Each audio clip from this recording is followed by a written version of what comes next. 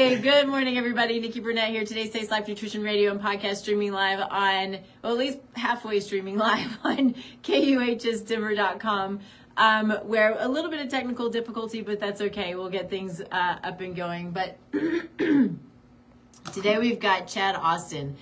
Chad is a fitness pro. I've been super excited about talking with Chad because life is busy, life is hard, life is hectic, and there are all the things. I was doing my promo earlier, Chad, and it was like, and it's always this should, right? We should all over ourselves all the time, and I should do this, and I should do that, and I should myself all the time, and part of it is getting to the gym, and I go to the gym. I love doing CrossFit, but to get me away from work and all of the things that are in my head that I should be doing, it's hard, right? Yeah. And it's people have a really tough time with that. So that's what we're going to talk about. He's going to give us some really cool insight. He's got some a great book, all of the things.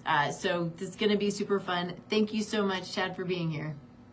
Absolutely. Thanks for having me on. Yeah, cool. This is going to be fun.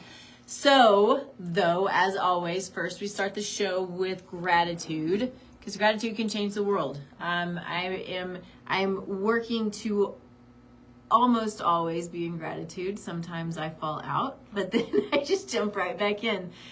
So what are you grateful for today, Chad? Well, I'm a Kansas City Chiefs fan. I've been here. It's been my whole life. Yeah. And so it's been a rough week for us. But yeah. I am thankful that all I've seen this week from the Chiefs players, the organization, everything is no one's pointing fingers. Everyone's pointing fingers at themselves. Everyone has accountability for it, and I think that's all you want out of your organizations, your companies, everything you follow. You want accountability, and they're not making excuses. They're not pointing fingers, and everyone's actually trying to take all the blame so no one else has to. And so I think that's a sign that it's not over for them yet. We went through lots of years growing up where we were very terrible as a team, so it was a hard couple of years, and so doesn't seem like it's going to end anytime soon, just by the way they're responding to this. Yeah, it was an interesting game. I'm not a huge, football follower, but we did watch the game, and I think it was a bit of a shock to probably anyone who was watching the way that it turned out. But you're right. And it's a really good point when it comes to just being in an organization, whether it's your job, whether it's your family, whether it's whatever it is. We have to take accountability for our actions, right? That's what life is, and it's a beautiful thing. And maybe I'll just say this is what I'm grateful for, and I talk about this a lot, but it's the fact that I have control over me, right? I have control over my actions. I have control over what I put in my body. I have control over going to the gym or not going to the gym, right? There are a few things in life that we don't have much control over, but I'm accountable for my actions, and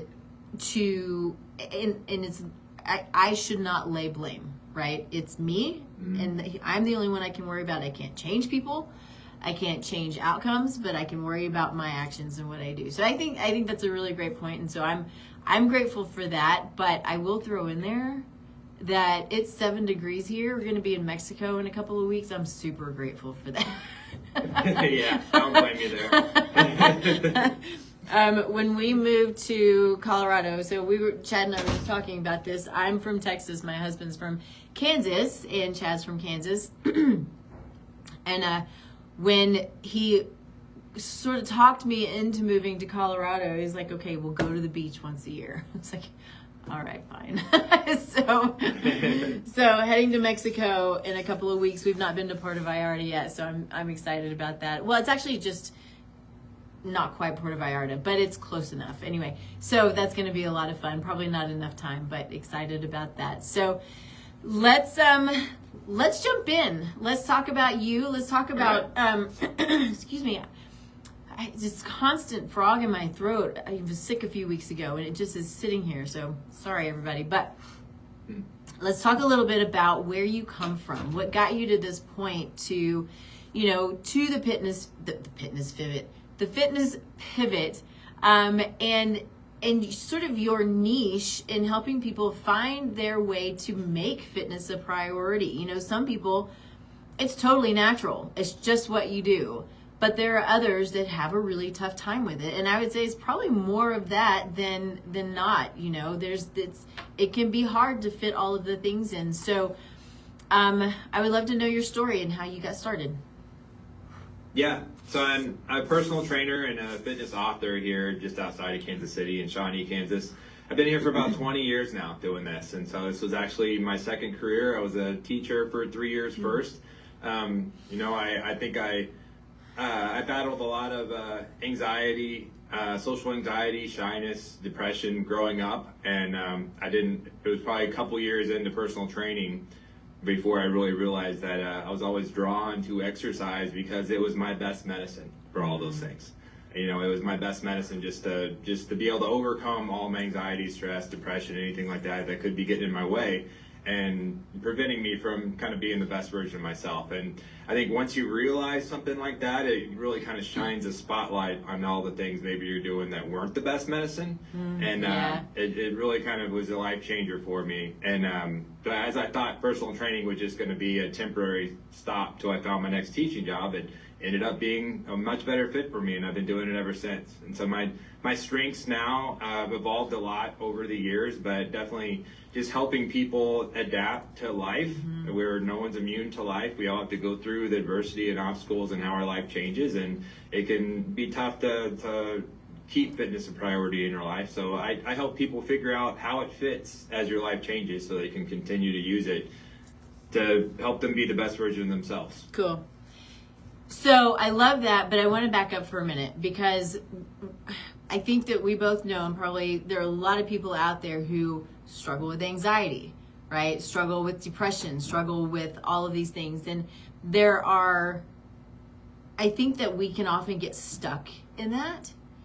And so are you able to kind of hit on that a little bit? So maybe you can talk to those who were sitting in that place where you were sitting, as far as, the depression and anxiety goes. How do you get out of that? Because I feel like people feel like they're just kind of stuck in this place with no way out.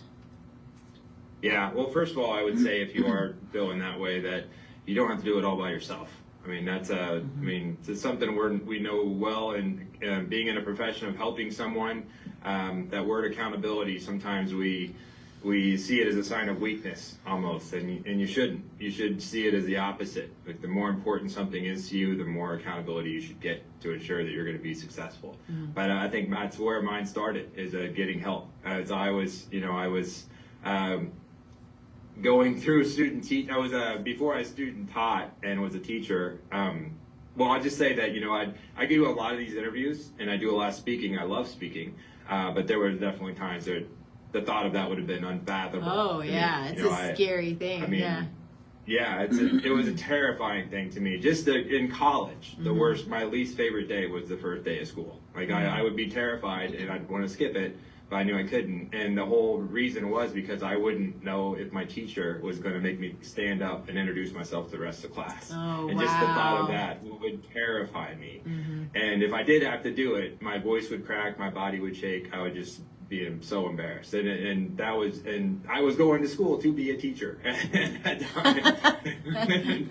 So I almost changed my major once I realized I was getting closer to time to have to actually teach my peers and go through student teaching. And my parents helped me realize that maybe there's something we can do about that first. Let's hold the phone on that. And so we went to the doctor, and they diagnosed me as having social anxiety disorder, and what they actually referred to at the time as severe shyness. Who knew that's actually a thing, but I guess it is. And they prescribed me Zoloft, and at the time that made all the difference for me. I was able to go through student teaching. I actually really loved being a teacher, and I was a teacher for 3 years. And like I said, I thought personal training was just going to be temporary, and ended up being a better fit.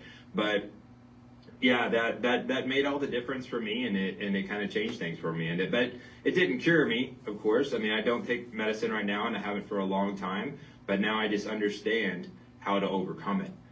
When that self-doubt or that anxiety comes up in myself. And I think that's something that fitness plays a big role for me in. Understanding how to take care of myself. It's like learning how to put the oxygen mask on yourself before you do other people. I'm in a profession of helping people, but it always starts with myself. Yeah. I have to be able, I know that taking good care of myself is the first line of defense, and it's how I can get out of my comfort zone, get out of these anxiety obstacles that I may have from time to time, so that I can be the best version of myself that I'm supposed to be when it comes to being a fitness leader. Yeah.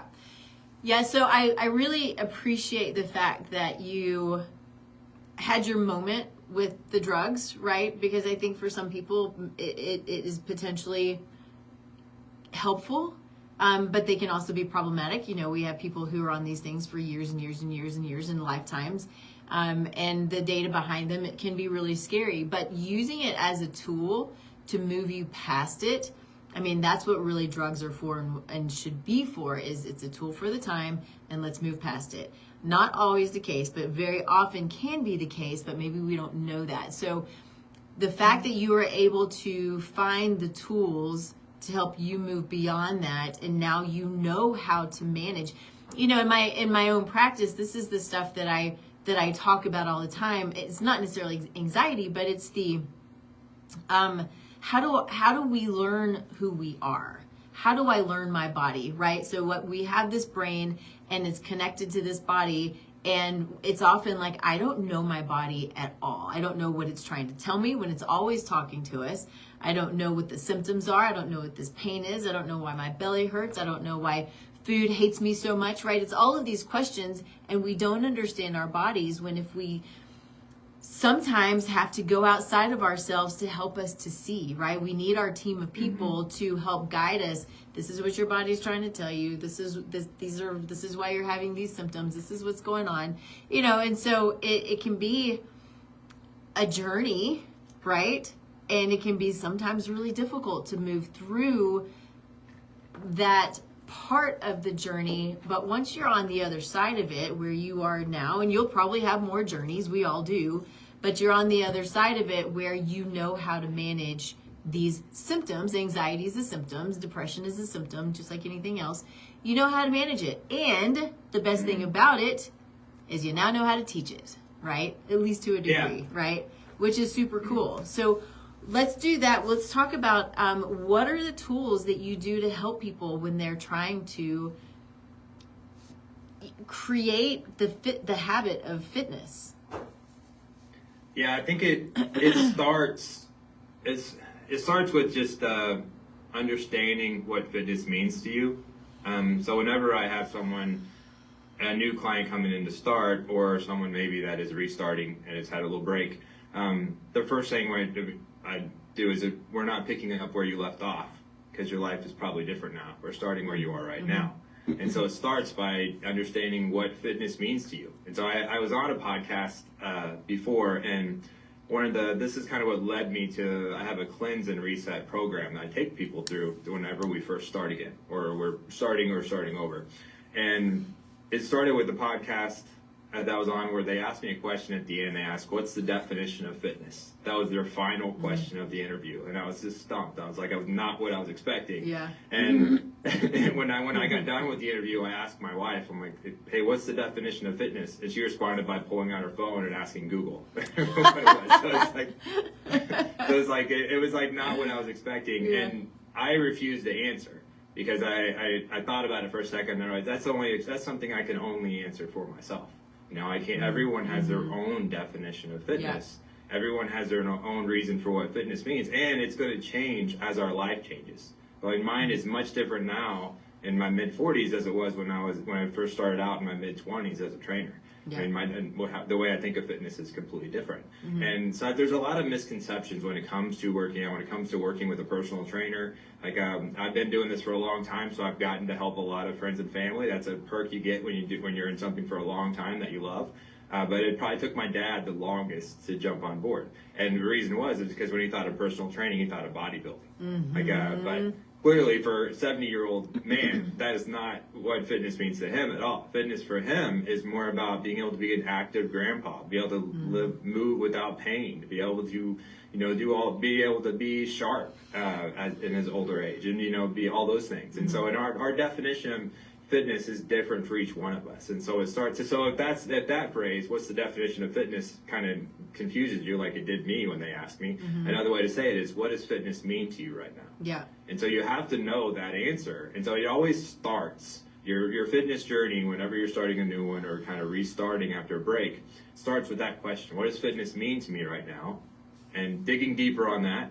And then why is this important? Digging deeper on that. And then how will my life be different if I follow through with that? I think that's the cleanse. That's not a, I think I called it a cleanse because I realized these are answers I want everybody to answer, right? And everyone loves doing a cleanse. I'll make it a cleanse. I'll call it that. And so that's kind of why I came that. But this is a cleanse for your mind. And so it's just to rid your mind of toxic thinking that doesn't do you any good right now. And we're going to replace it for what is going to help you right now and help you going forward. So important, and such a great example with your dad, because you're right. We people, and I'll say this for myself. I've worked out or gone to a gym or exercised or whatever for most of my life, I would say. But I was scared to death of CrossFit, and I wanted to do something else. I did a lot of yoga, and I was like, okay, I love yoga, but I got to do something else. I need to do something fun. I love kickboxing, stuff like that. But I was really afraid because of what I saw visually in my head, what CrossFit is, whatever, right? And so I was like, nope, not doing it. I'm not going to do it. So what am I going to do? And so I waited around, and I didn't go to the gym, and I didn't work out, and I didn't feel good. And it's so important to know and to research and to find somebody who can kind of help you through the mindset stuff. Because you talk about fitness, physical fitness, obviously. We've got mental and emotional fitness. We've got financial fitness and relational fitness, right? So it's all of these things that are sort of wrapped into what the overall vision of fitness is. And I think it's important to see that's what this show is. It's health and wellness, which is all of those things, right? Yeah. So we can't always have all of them all at the same time. But going back to what you were saying about the mindset piece of it and the mindset shift of it, I think is so crucial to making the changes and then finding the motivation to go get it done. Yeah. Absolutely. And so it always starts with where are you starting from right now? That's the important thing I always let people know is like, you're not picking up where you left off. Yeah. And we always have these New Year's resolution, the January 6th, where everyone gets busier at the gym and everything else. But, it's like everyone's more motivated on January 1st, and personal trainers, fitness pros are busier. But who's really busy on like third week of January? Chiropractors, physical therapists. Because people didn't want to start, they refused to start where they were. That's a thing I really love. I heard recently. It's like, I'm not where I want to be because I keep trying to start where I wish I was. Yeah. Such a good point. It's like we have to be honest with ourselves and know where we're starting from right now. There's no wrong answer unless you're being dishonest with yourself. So what kind of roadblocks do you see when people are trying to, find that new mindset or move beyond, where they were and that starting today, but what are the roadblocks that you see that kind of get people stuck? Man, there's so many. But I think the golden rule I've learned is that what you do for fitness has to fit in your life, right? I think the longer we're in a place where fitness doesn't fit in our life, the farther we get away from being the best version of ourselves. There's resistance, right? Right. Yeah, and the farther we're there, our desire to look and feel better just raises and raises, which then eventually makes us the easiest prey for all the promises of fast results with little or no work on our part, right? Yes. We live in a world of instant gratification, and those promises are everywhere. And when we want results so bad, like I've been there, I've fallen for everything in my past until as I've learned, as I've been on this journey, as a fit pro and for my own fitness journey as well. And it's like even the smartest person, when you want something so bad, your judgment can easily be clouded. And so But what I call that instant gratification, those promises of fast results with little or no work on your part that we're going to get all the time, I call that turkey bacon. And the reason I call it that is my word for instant gratification. Is turkey bacon. I hate turkey bacon. I think I'll get mad just when I see it in the grocery store. I feel like it is just such a form of false advertisement. Sometimes it can look so much like the real thing, but it's just disappointment. It's just disappointment. It is nothing like the real thing, and all you're going to have is disappointment. And you're going to be right back where you started before, where you're craving the real thing. But we just have to know there's no shortcuts. Eventually you're going to have to put in the work. You just have to know that what you're doing fits who you are and what you want. Yeah. Well, and we see these, these, what are they called? The, now I can't even think of what they're called. I don't do a lot of social media. I mean, that's kind of what I do for social media. The ads? No. Well, so I would say ads. But so yes, I would all of the social media stuff and the people who are big going, look at me, look what I did in 30 days, right? And is it really possible to do these things in 30 days? And I lost 10 pounds in a week. And I'm like, oh, that seems not very healthy. So, we see so much of this. Who are the people who are the big time people? They've got like millions of followers. What are they called? Influencers. That's the word I was looking for. Yes. Thank you. But, so I'm sure that they have some, great things to say, but it's just like anything else. Everything is bigger and better and more beautiful or whatever it is in these social media ads. And it's false. And it's sad that we end up comparing ourselves, right? Yeah. And following. Someone's highlight reel. Yes. Yeah, that's exactly right. And so, I love things about social media. They're, especially when I'm trying to figure out how to, do a DIY on my house. But some of these things are just really unhealthy. And, as a nutritionist, when I have people come to me and they say, okay, so what about the Whole30 and what about paleo and what about keto and what about all of these things? It's not about that. It's about you. Who are you? Yeah. What can you do? What do you have available to you? And what does your body need, right? And so I have to go in.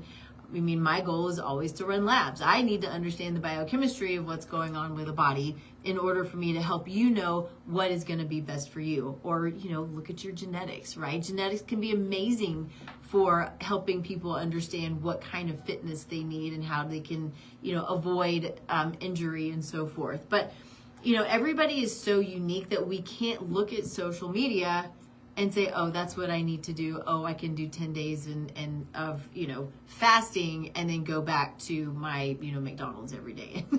Right? Yeah. Stuff like that. I think what you said there, everyone being unique, that's it. It's like fitness is not one size fits all. Yeah. Like just because that's what the danger of these ads and all and the social media is you'll see someone else's success, and that's exactly what you want right now, and it makes it look like it's so easy. Like when I do testimonials or success stories, I prefer to call them with my clients. I never show before and after pictures. It's probably been 10 years since I've done something like that on social media. Yeah. And the reason is it's just because I feel like it's so misleading. Yeah. It shows the two pictures before and after, but it makes it seem like it's easy because it doesn't show everything in between. Yeah. It doesn't show how the hard work, and it also makes it seem like anyone can do it. That's the way that person figured out what works for them and what is the best recipe for them for success. You have to go through your own trial and error really to figure out what your in between is, what your story is. Yeah. And it's no one just because it worked for someone else doesn't mean it's going to work for you, and just because it worked for you in the past doesn't mean it's going to work for you now, because your life is different. We always have to kind of have a little bit of a science experiment going on with ourselves. It's so because true. Our body changes, and what's going to work is going to change too. Yeah. And so unfortunately that's the truth, but it doesn't mean anyone can do it. The way you should look at those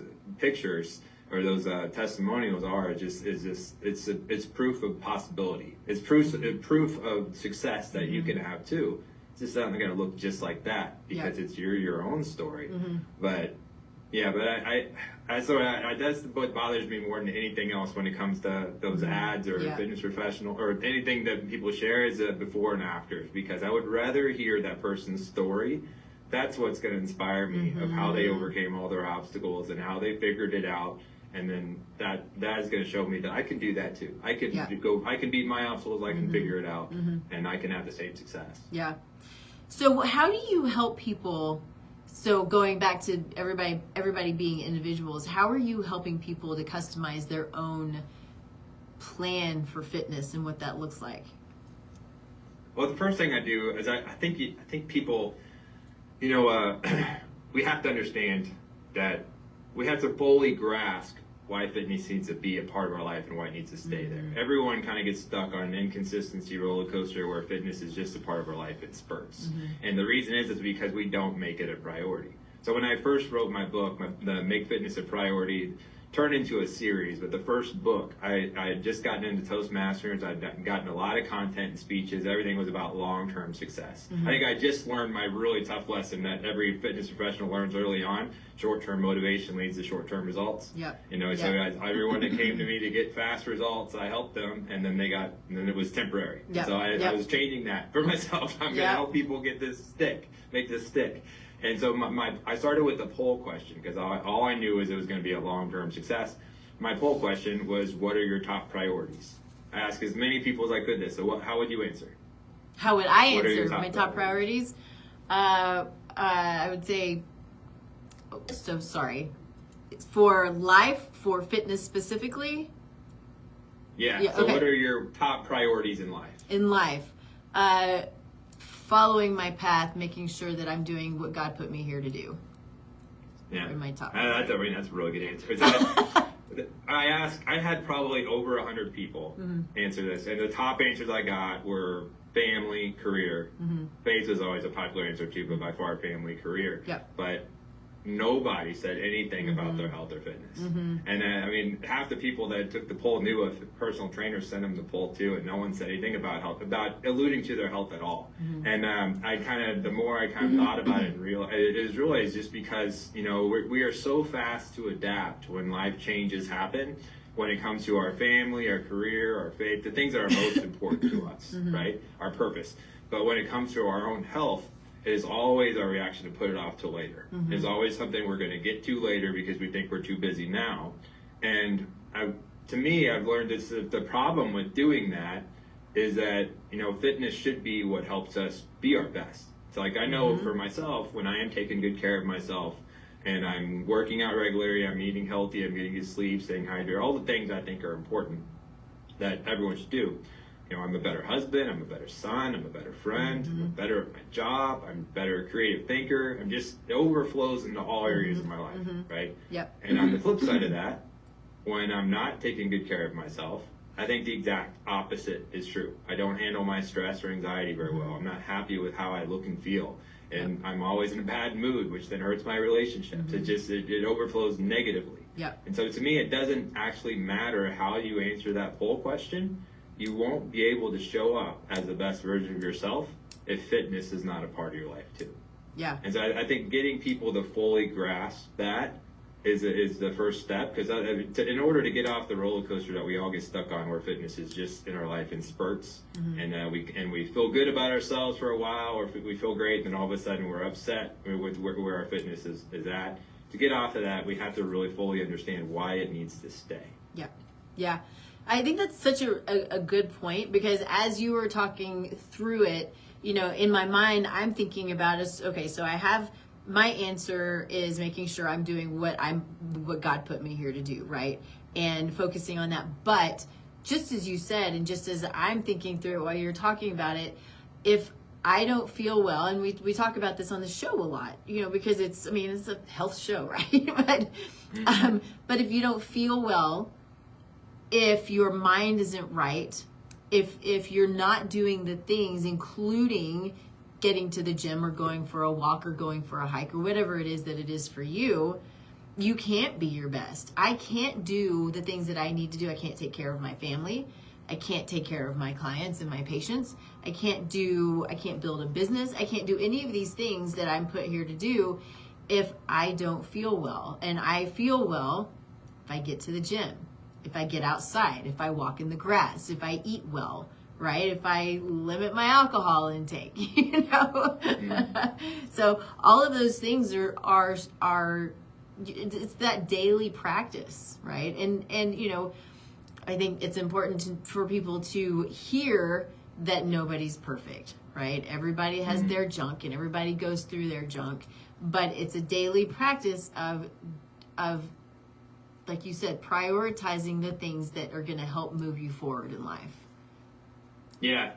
Yeah. And so the cleanse I help people go through, it's like part of prioritizing what it is just understanding how it fits in your life. So I think that is the big thing. People always they're trying to always force things that don't fit. Yeah. So it goes back to the instant gratification. Everyone has their secret, has a plan. This is going to work, and this is going to make it easier for you. And it doesn't take into account you. It doesn't take into account who you are. It doesn't take into account your fitness goals, your fitness history, your fitness level you're at right now. Like that is a pure first line of defense to know if you're going to get scammed or not. If everyone doing the program is doing the exact same thing, like it doesn't so take true. Many of them are, right? If everyone's doing the exact same thing, it doesn't take into account any of the variables that you have.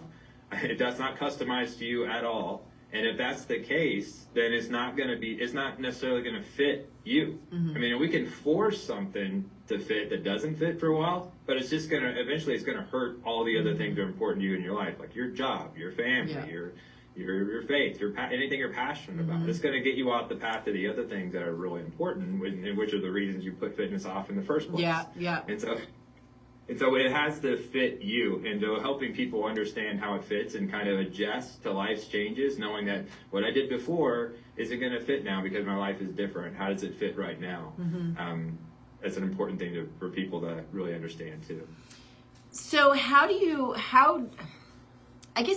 find that first thing to focus on? How do you guide people toward understanding their own perspective and motivations and goals? Yeah, so I think the cleanse does a lot of that. Okay. I mean, helping people understand what fitness means and why. But I think another thing that people get stuck on when they're trying to get results, and it keeps making the turkey bacon seem more irresistible, is that we're having a tough time getting past that I'm too busy. So like as our life changes, and I've done this with so many clients where I've had a few clients that have come in and out of my schedule over the years where I've helped them get great results, and then we've had a plan, they've gone on their own, and then eventually maybe a year or two later they come back, they've kind of fitness has fallen out of their life. I help them, and we've gone through this rinse and repeat a few times. Yeah. And every time something major has changed in their life, right? And so I always use this this one client in particular because it has got so many people I think resonate with his. But his first time I met him he was a new teacher, so he just got done with college, where in college he didn't have to worry about what he ate at all, and he stayed lean. It's like all college kids do. And then he started his first year at an actual job, and he gained a lot of weight. And so he was an easy success story. I just taught him how to count calories, eat healthier, work out regularly, and he got in great shape. The next time I met him, so his job was being a teacher. And so this time he was still a teacher, but he was also the head coach of a sport. And so anyone knows that takes up a lot of time. The next time I met him, he was in a relationship and about to get married. And he wasn't a coach anymore, but he was an assistant principal, which anyone knows is basically the same job as a principal, just less pay, right? And so like with a lot more responsibility. And every time was something similar like that. He went from then being a dad to then being a principal to then being a homeowner. It's like every time his life changed, you have to adjust when that life change happens to how fitness fits in your life. And what we do is we get stuck on the I'm too busy, because whenever our desire for change gets to its peak and we're ready to do something, we always think the last time we were in great shape, the last time we did something, and that is the bar. Whatever we did for our workouts, whatever we did for our nutrition, whatever we did for everything, that is the bar. And like doing anything less than that is not doing enough. So that means I don't have time. I'll just have to wait and do it later. And we have to get rid of that way of thinking. Doing less does not make something less important to you. All it means is it fits differently in your life right now. So you have to remember, even the best athletes in the world who are in the best shape, they go through seasons. Their intensity, their volume of training, it changes throughout the course of the year because of what they have time for. Yeah. And ours should do the exact same thing. There's going to be times where work's busier. We don't have as much time to work out because of work's busier. It takes more of our mental stress, and so we don't have the energy like we did for our workouts. So our workouts should change. Or maybe our kids that are all in high school at the same time, or have all kinds of events going on, and then that's part of our job as parents, to be there to support them too. So that takes up 3 nights a week all of a sudden for a certain period of time. And so all these things change, and if we keep trying to do what now doesn't fit, we're going to fall off track. And so we have to adjust to that, and it's really a practice. It's not something that you just come by. We automatically do it when it comes to adjusting the obstacles, when it comes to our family, career. Like if our kids have something, we're not going to miss it. If we have a deadline at work, we're not going to miss it. But when it comes to our health, we can easily put it off to later. So we have to kind of just change that way of thinking. And it takes practice to get it right. It's true. And one of the things that kind of triggered as you were saying that was the things that I hear a lot are, well, the kids are doing the things and everybody's hungry, and so we just go through the drive-through, right? And so it's the fast, it's the quick, it's the easy.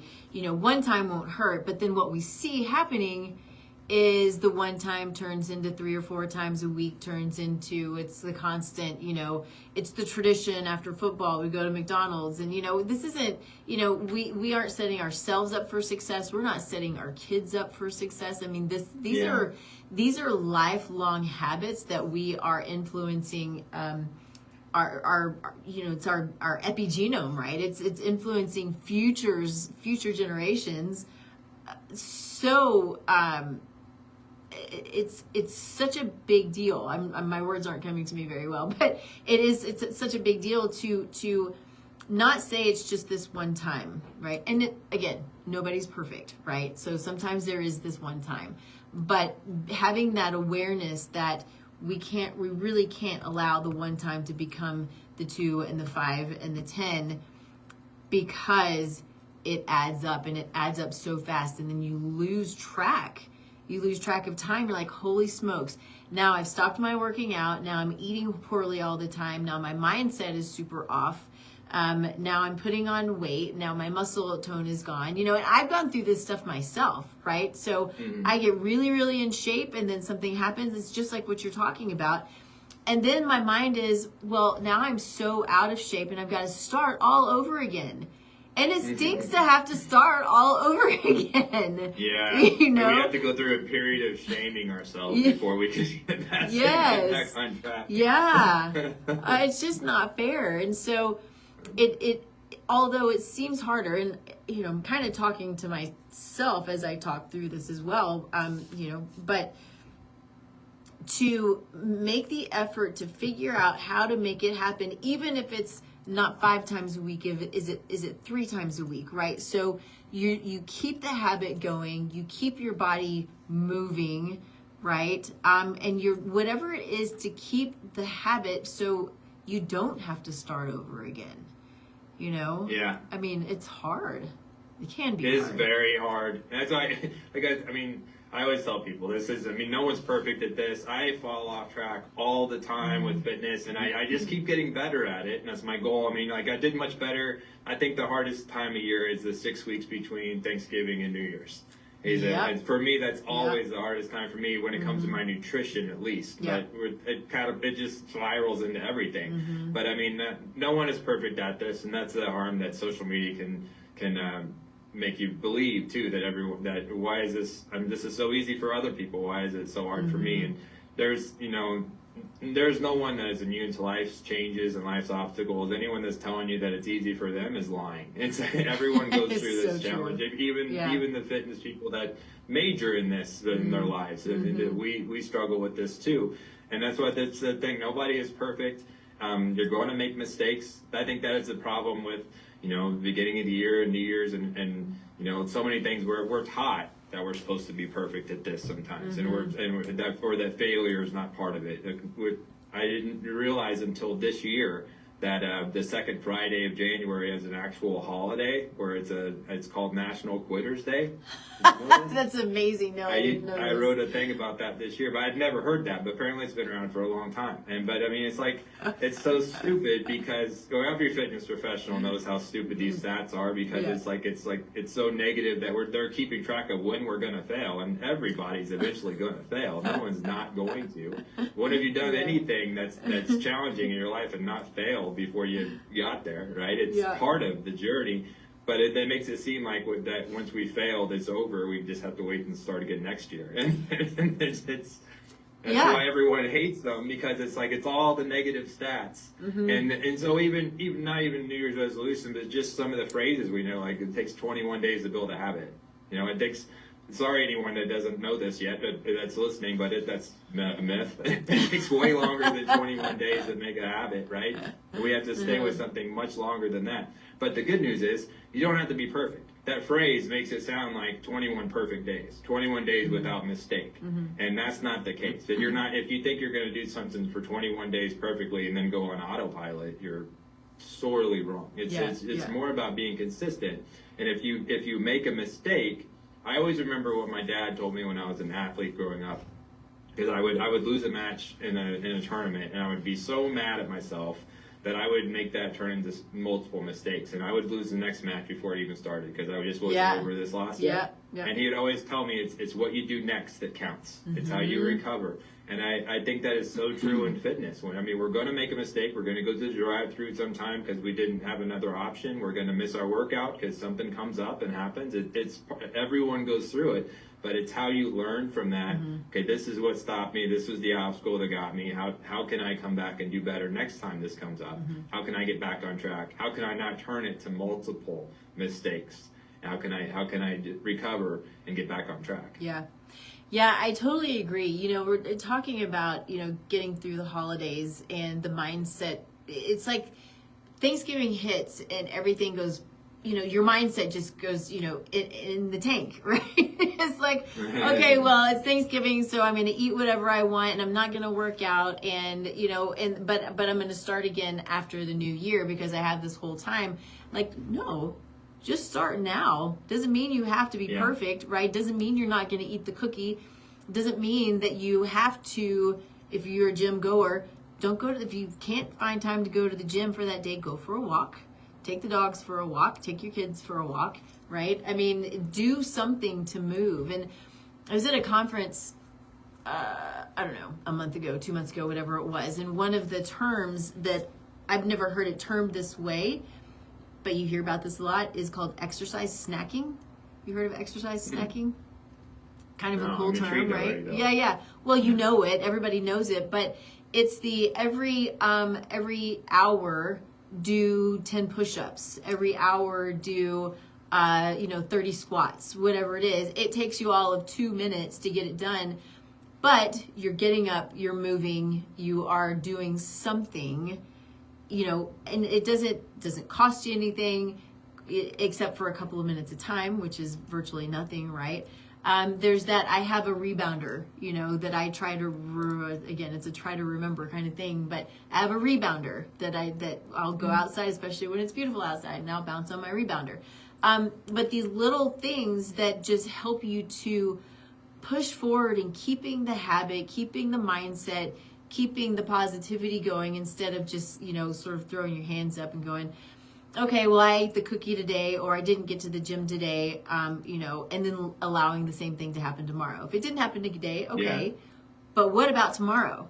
I mean, if you had, pizza for lunch, what about dinner? Let's eat something healthy for dinner. It's not an all or nothing. And I think that's what we often see it as. It's all or nothing. Yeah, we do. It easily gets stuck in that all or nothing. Yeah. So well put. I love the exercise snacking. I do that. I think I do a lot of exercise snacking throughout the day now I think of it. But March Madness coming up is a perfect time to do some exercise snacking, people. In between commercial breaks, get up, do something. That's a really, really good point. Yeah, we were talking about this early on. My husband is a KU grad. And March Madness is a big deal for tons and tons and tons of people. But that is the thing, is you sit and you watch and you drink your beer and you're eating your wings and all these things. Not that wings can't be healthy, because they can be, but it's just sitting around. Well, it's just like the holidays, right? Yeah. You sit around and you eat and you drink, which is, sometimes fun, but it just can definitely get you out of your habits. Can stretch for 4 days of burning 1 calorie a minute sitting on the couch. It's so I like true. it too much. It can definitely be a... Yeah. So let's talk a little bit about your book. What and I know you said you turned it into a series, so tell me about that. Yeah, so it started with make fitness a priority, how to win the fight against your excuses, and then it kind of just really, I think you find something, a message you really believe in, and it just, it can turn into, I want to say turn into a movement. My gym is Priority Fitness, kind of named after the book, and my community was Make Fitness a Priority. But everything was just about, I think at the time, like I said, I was kind of overcoming that first hard lesson that short-term motivation leads to short-term success. And I was helping so many people reach the goal to help them jump in the door, start and get started with me, but never helping them actually look past that. And so when after that event came and went, and so was all their motivation to work out, and then everything kind of went away. And so making fitness a priority, it is more about kind of changing your narrative from, any motivation is great. So if you have motivation, if you have something coming up and that's fueling you to boost up your workout motivation, I'm not saying that's not awesome, because it is. But you eventually, if you don't ever ask yourself the question, what's next, then the answer is going to be made for you, and it's nothing. And it's going to be next, and you're going to be right back where you started months ago. And so make fitness a priority it started with that poll question, but it kind of just helped people reframe the way they think about fitness, and how it'd be something that is a permanent part of your life. And really, hopefully people read the book and the book series, and it becomes more of their desire to have an identity change, more than just just to become a person who has fitness as a priority in their life, rather than someone who gets in shape and in spurts throughout the course of the year, which probably most people are when they start reading the book. But so it started with the first book, Make Fitness a Priority, How to Win the Fight Against Your Excuses. And then it became a workbook, a 6-week workbook that is just designed, because I was at the same time, at that point, I was trying to fight back and help my clients see the difference between all the scams out there, and that things need to be customized to you. And so this is a 6-week course that was, this is the first 6 weeks of fitness being a priority in your life. This isn't just 6 weeks and then it's over. This is designed to be the first 6 weeks, and then that you could keep going with, which I think all programs should be thought of that way. It's not a 30-day program. This is the first 30 days. This is the first 6 weeks. This is the first 12 weeks. And so it's all about just every week there's a motivational message. There's mindset, nutrition, training, and a lesson on each one of those. And there's a evaluation at the end of the week, where first you celebrate your wins. And so I think there's a lot I go into about celebrating your wins, but I think that is a very important thing when you evaluate how you're doing at the end of every week. So every week there's a place where you evaluate how you did, and then you set yourself up for success for the next week. And so it's that process of, what went well, what didn't go well, how can I do better? But it comes back, I think, from my lessons as an athlete, watching my game film. And, watching the game film, I was always terrible at that, because all I would see was what went wrong. And I think my coaches that were helping me at the time, all they could see was what went wrong too. And that's not helpful for you at all. And so I think at the end of every week, at the end of every milestone you hit, you should be first celebrating what went well, and celebrating with people who are going to celebrate with you. So make sure you're surrounding yourself with those people in your life who are on the same mission as you, are going to celebrate those milestones with you, and not dismiss them. So don't celebrate with those people. Let them join your group when they're ready. But celebrate your wins, and then come back and figure out how you can then do better at the things that didn't go well. And then the third book was a tip book. So it's 30 tips. I co-wrote this with another trainer at my studio. And I was just with the idea that you try to change everything at once or take in too much at once, you're going to take in nothing. So these are just 30 of our favorite tips that we always did on our Saturday boot camp. And the idea is just to take in one a week, one a day, and to build on it. And, I think the whole mission, the fitness pivot is more what I refer to as my business now. And that is really kind of the next chapter, the next evolution of the Make Fitness a Priority. So I've learned, even though people are way more bought in, we have kind of a movement of fitness being a priority, a long-term part of your life, your identity, people still fall off track because we're not immune to life's changes. Everyone's going to go through changes, and it doesn't matter if the change is good or bad. If you go through a change, so for example, you could get married, you get divorced. They're equally different. One's good, one's bad probably, but it completely changes, and you have to adapt to it, right? You have to adapt to it. It could be you got fired, you got promoted.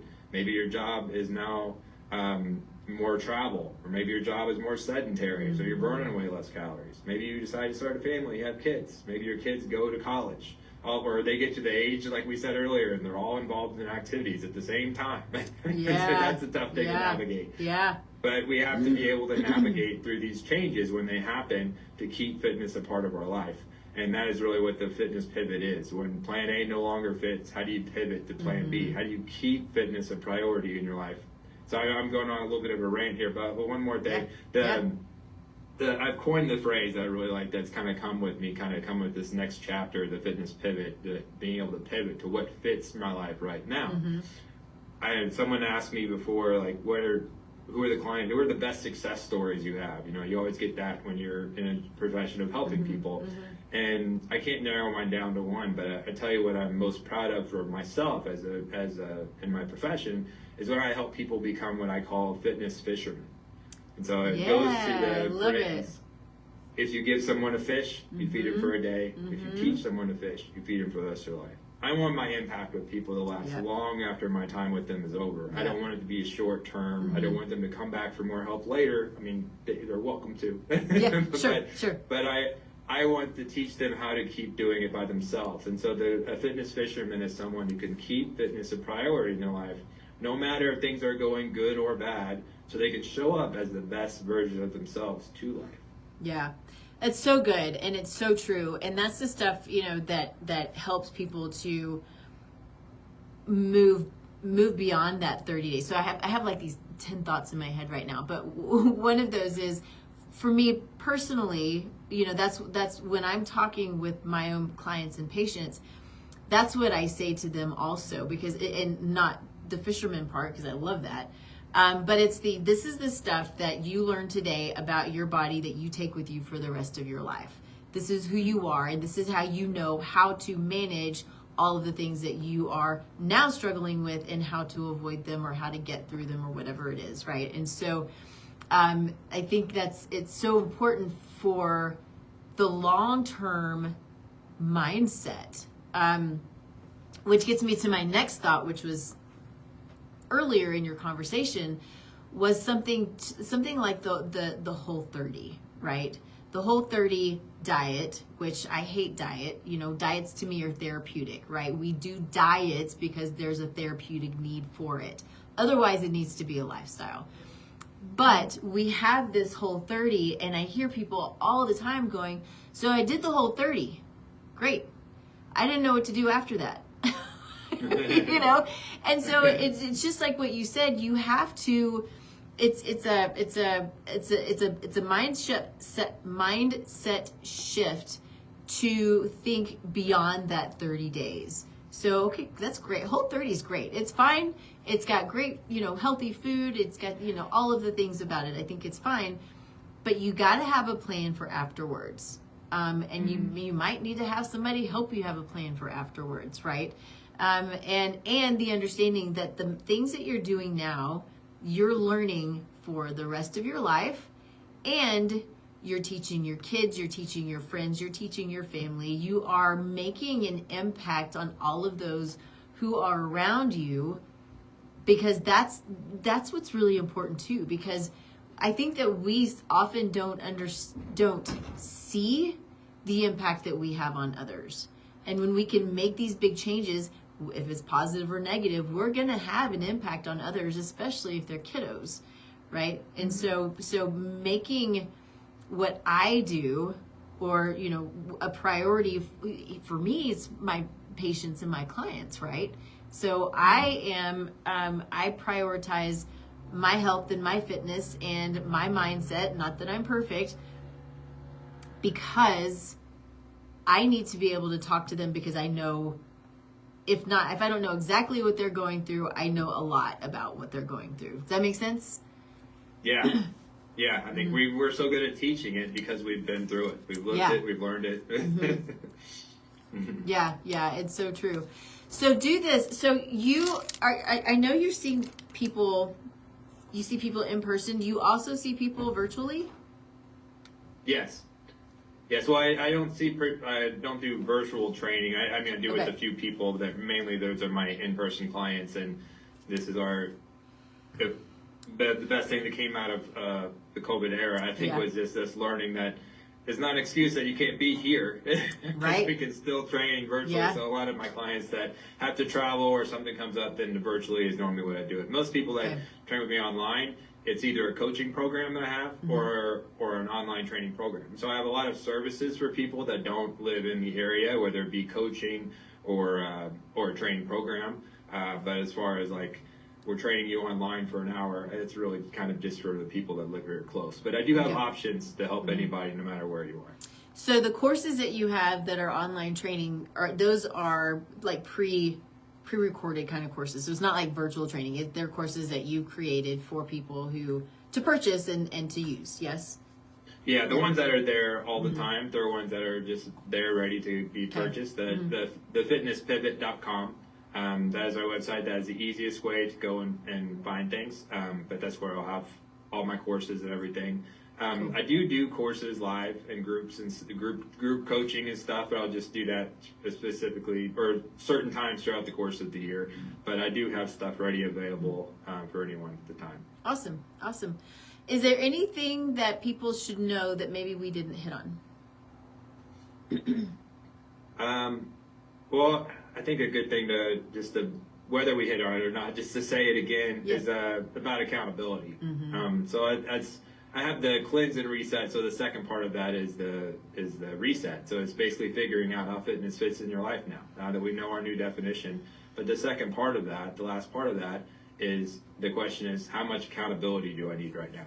And I think that changes all the time for us. And so we talked earlier, my version of accountability, some people see that as a sign of weakness, and if you think that way, it's like you need to do it on your own, or else you're taking an easy way out. If you think that way, you need to reframe the way you think it. So I would challenge you to reframe that and think of it more as, this means so much to me, I'm going to ensure I'm successful by getting as much accountability as I can. That's how you should think of it. Yeah. But when I help people answer this question, I let them know that I have a trainer, and I have had a trainer for a long time, but my motivation, all of our motivation, fluctuates throughout the course of the year. We're not always in workout zone. That's the sweet spot where we can't wait for our next workout. We love working out right now. It's empowering to us, and we're there. We're not there the whole year. There's going to be times where we're there, and there's going to be a lot more of the time of the year probably where we're not.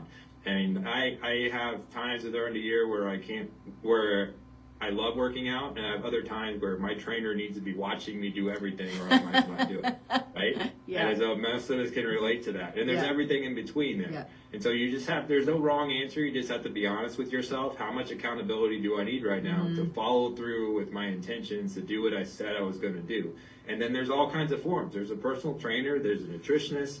You can get help with your exercise, with your nutrition. You can have a workout buddy. You can find a group that you can follow through with. That's going to be people that you don't want to let down. I mean, there's all kinds of ways that you can add more accountability to your life. But if something's important to you, the more accountability, the better. So true. I totally agree with you. Well, this has been really fun. Thank you for this. I know that, this is something that we all need to hear at some point, because we get stuck, or we get unmotivated, or we get frustrated, or like you said, the changes in life. And how do we manage those so we can continue to do well, feel well, do all the things that we need to do to do what we're here to do. That's a lot of words that maybe don't mean anything, but you know what I mean. But I'm grateful for what you're doing. Thank you for being on the show and for sharing all of your thoughts. I do think it's really helpful for people to just to know that, you know, it's not easy for everyone. I think that, you know, there are a few things that are easy for a few people, and that's kind of it. You know, it is a daily practice. Everything is a daily practice, and just having that, just knowing it going in every day, and, you know, and I would say scheduling it, right? If it's scheduled on your calendar, then you're probably more likely to go do it. Mm-hmm. Yeah. Yeah. That's what I tend to do at the beginning of my weeks, is look at my calendar and say, okay, this is where my gym's going to fit in. Yeah. First way to overcome that I'm too busy excuse is to schedule it. Yeah, yeah, exactly. Awesome. Well, thank you so much. Give us your website one more time. Thefitnesspivot.com. That's where you can find everything. So go take a look. And any way I can help you, I love helping people with their fitness journey and figuring out how fitness fits in their life. So don't be a stranger. Awesome. Thank you so much. All right. So thankful for Chad for joining us today. Check out his website.